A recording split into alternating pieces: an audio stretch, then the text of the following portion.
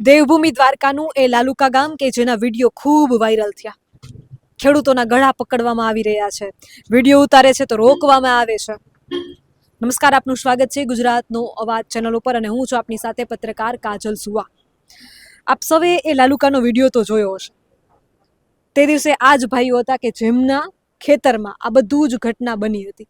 સર્વપ્રથમ તો એના પિતા ઉપસ્થિત છે. મારે પૂછવું છે કે એ આખી ઘટના બની, શું થાય, મનમાં શું વિચાર આવે? રડાઈ જાય એવા બધા જ વિચાર આવે. મારા દીકરા માટે અટાણ સુધી જે કંઈ કર્યું એ કર્યું, મારા દીકરાને ઉપાડી ગયા તો મને ખબર નથી પડવા દીધી, અને મારો દીકરો ફોન કરતો તો ફોને ન કરવા દીધો. મારા દીકરા એની પાસે એવું કે ભાઈ મને આ કલેક્ટરનું હમણાં તમને કીધું ને એનું કાગળ આપો, તાકી બધું આપીએ કે. અને મને તો બીજો માણસ તેડવા આવ્યો ત્યારે હું ગયો તો મારી પાસે એવો નહીં, બીજા પોલીસવાળાએ મને ધમકી આપી અને બેહાડીને મને થોડીક શરીરની તબલ છે એટલે હું સાંયે બેઠો તો એ બીજી કોઈ બેન હતી, એને મારા ભાઈએ કીધું તા કે એ તમારો પ્રશ્ન છે એ કે એટેક આવ્યો, બાયપાસ કરેલું છે. તો હું સાંયે બેઠો હતો આરામથી. એને મારા ભાઈએ રિક્વેસ્ટ કરી કે બાપાને આવી રીતે છે, તા કે એ તમારો પ્રશ્ન છે એ કે. મેં કે તમારો પ્રશ્ન છે તો આ મારી ફિલ્મ હું કામ ઉતારો છો? મારી ફિલ્મ જ ઉતારતા હતા.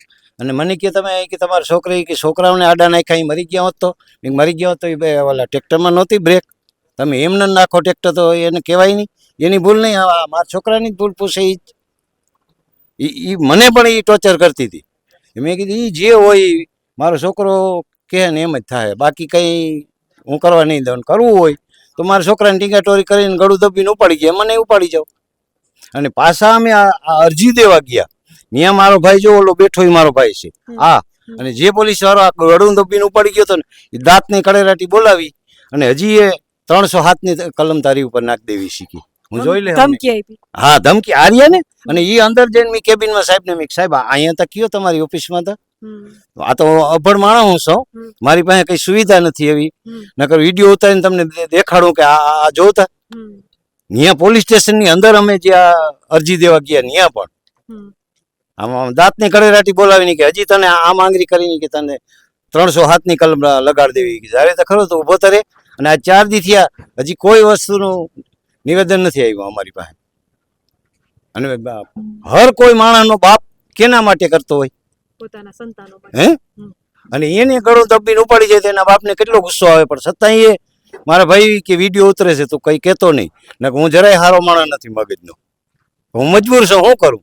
અને પાછો મારા દીકરા પાસે બધી સહી લઈ અને મારે ભાઈ ફોન કર્યો કે હવે તાર બાંધવા દે, સમજૂતી થઈ ગઈ કે આ થઈ ગયું જે. નહીં, મારો દીકરો જ્યાં લગી અહીં ના આવે ત્યાં લગી હું બાંધવા ના દઉં. તો એની એવો મજબૂર કર્યો કે આને કહે કે તારા બાપને તું ફોનમાં કહી દે કે એ હવે બાંધવા દો. અને આને ચોખ્ખું એ નહીં કીધું કે તું ને ત્યાં લગી છોડ્યું નહીં. મારે છોકરે મને ફોન કર્યો ને દીકરાને મેં કીધું બાંધો, બીજું શું થાય. અને અમે ત્યાં બેઠા હતા ને બળજબરીથી જ બાંધી ગયા. દબાણ કરી. હા, દબાણ કરીને જ આ રીતે જ કે છોકરાને ટોર્ચર કરીને ઉપાડી ગયા. પછી એને પાસેથી બધી સહી લઈ લીધી એની મરજી મુજબ. અને મેં એને પૂછ્યું, મેડમ મને કે આની યારે સમજૂતી નથી થઈ તમારી? મેં કોણ ભાઈ છો? તાક આ ભાઈ. મેં કે ભાઈ તું મને ઓળખો, હું માલિક છું કે હું છું? તાક ના ફલાણો કે વિઠ્ઠલભાઈ. યારે મેં વિઠ્ઠલભાઈ એટલે કોણ? તમને ખેડૂત કોણ છે ખુદ એ જ ખબર નથી. તો એ મેં કે જો જોઈએ તો એને કઈ નથી કહેતી, મને ટોર્ચર કરે છે, મારો ઓલો ફિલ્મ ઉતારે છે. મારો ભાઈ આમ કહે છે કે આને શરીરની તબલ છે, તો એ તમારો પ્રશ્ન છે. આ જીવન આબરૂ માટે આપણે આજીવન નીચું જોઈને આવેલા હોય, ધર્મથી જીવા હોય, અને આમ એવડી ઉંમરે વિડીયો વાયરલ થાય, આપણા અંદરથી શું થાય? થાય જ ને, શું કરવાનું? મારી પાસે સત્તા નથી કે તાકાત નથી કે નથી એવડો હું કેપેબલ ન કર. હું અટણ વયો જાઉં, મને જરાય અફસોસ નથી. મારા ભાઈઓ ને મારા છોકરા એમ કે તમે બાપા ધીરા રહેજો, તમે ધીરા રહેજો. નક હું ભલે ને અટાણે જ મરી જાઉં, મારા ખેતરમાંથી હું કામ ઉપાડાય છે મારા દીકરાને. એના જેના માટે આ દીને રાત મથ્યા છે એને જ ઉપાડી જાય તો કે એના માતરની કવડી તબલ થાય. અને હરેકને સંતાન હોય, દીકરા દીકરી બધાને હોય છે, એ ના હોય? એને આવી રીતે કરે તો શું કરવાનું? તો કોઈ મારી રાહ સાંભળવા તૈયાર નથી. મારે હવે નથી પૈસા જોતા કે નથી એની કોઈ, મારા દીકરાને જે ત્યાં કર્યું ને એને પૂરેપૂરી કાનૂની હિસાબે સજા મળવી જ જોઈએ. મારે કોઈ વસ્તુ નથી જોતી. અને કંપની જેમ બાંધી ગઈ ને એમ કંપની પાછી તાર ઉતારી જવી જોઈએ.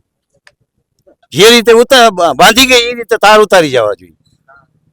વળતર જોતું નથી. વળતર એ રીતે નથી જોતું મારે. મારી હારે સમજૂતી કરીને પછી ભલે દઈએ, પછી ભલે બાંધી જાય. વળતર કરવું એ શું બેન? વળતરથી આપણે શું થવાનું છે? વળતરથી તો કંઈ થવાનું નથી. પૈસા તો આજ છે ને કાલ નથી ને. પૈસા તો કાલે વપરાઈ જવાના છે. પૈસાનું શું આવવાનું હોય? વળતર ને જોતું મારા ખેતરમાંથી ભલે તાર ઉતારી જાય અને પોલીસશ્રીએ જે મને કર્યું એ બાબત જે એને ગુનો લાગે એને ગુનો લાગવો જોઈએ. એને સજા મળવી જ જોઈએ એમ.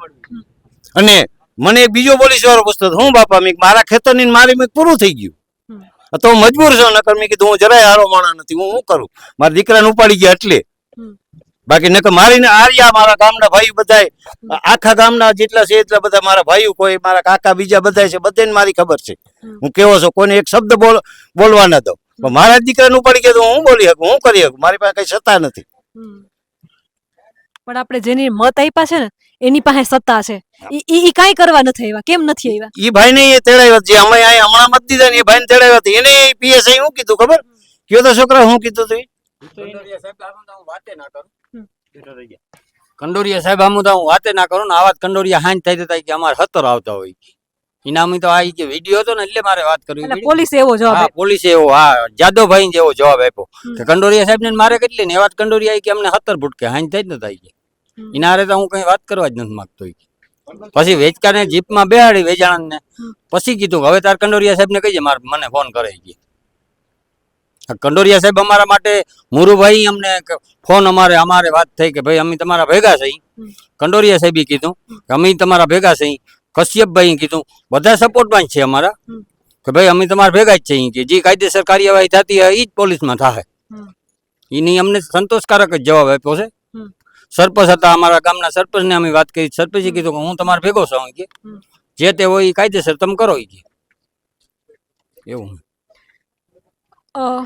દેવભૂમિ દ્વારકા જિલ્લાની દીકરી તરીકે અને એક મીડિયા કર્મી તરીકે ખંભાળિયાની એ બાહોશ પોલીસ પાસેથી હું જવાબ માંગુ છું કે તમે જે અભદ્ર શબ્દોમાં વર્તન કર્યું છે, ખેડૂતો સાથે વર્તન કર્યું છું, એ ખેડૂતની દીકરી છું, મીડિયા કર્મી છું, મારે જવાબ જોઈએ છે કે તમે જે શબ્દો વાપર્યા છે, જે આખું લાલુકા ગામ જેનું સાક્ષી છે, આ ભાઈઓ જે બોલી રહ્યા છે, એનો જવાબ જોઈએ છે કે શું પોલીસ પાસે, પ્રશાસન પાસે આ સત્તા છે કે એક નિર્દોષ માણસને આ રીતે તમે ગળા પકડો, અપશબ્દો બોલો? શું એની કોઈ આબરૂ નથી? એની કોઈ વેલ્યુ નથી? તમારા માટે આ ખેડૂતો, આ નિર્દોષ જનતા કીડી મકોડા સમાન છે? અરે જે જવાબદાર માણસ હોય ને, જેને ખબર હોય ને, જેનામાં દિલ હોય, જેનામાં દયા હોય, જેનામાં ભાવ હોય ને, એ અહીંયાથી કીડી જાતી હોય ને કદાચ રસ્તામાં આવતી હોય ને તો એ 2 સેકન્ડ ઊભું રહી જશે અથવા તારવીને નીકળશે. કીડી નહીં પીસાવા નહીં દે. તો આ માણસો છે. જવાબ જોઈએ છે મારે ખંભાળિયાની એ બાહોશ પોલીસ પાસેથી કે તમે જે આ શબ્દો બોલ્યા છે, તમે જે આ વર્તન કર્યું છે, શું આ કાયદામાં આવે છે?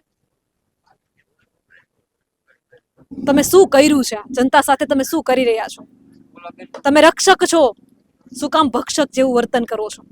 આ શોભા નથી દેતું ગુજરાતની પોલીસના. આ જનતા એની સાક્ષી છે. વિનંતી કરું છું કે ખંભાળિયાની બાહોશ પોલીસ જરૂરથી જવાબ આપશે.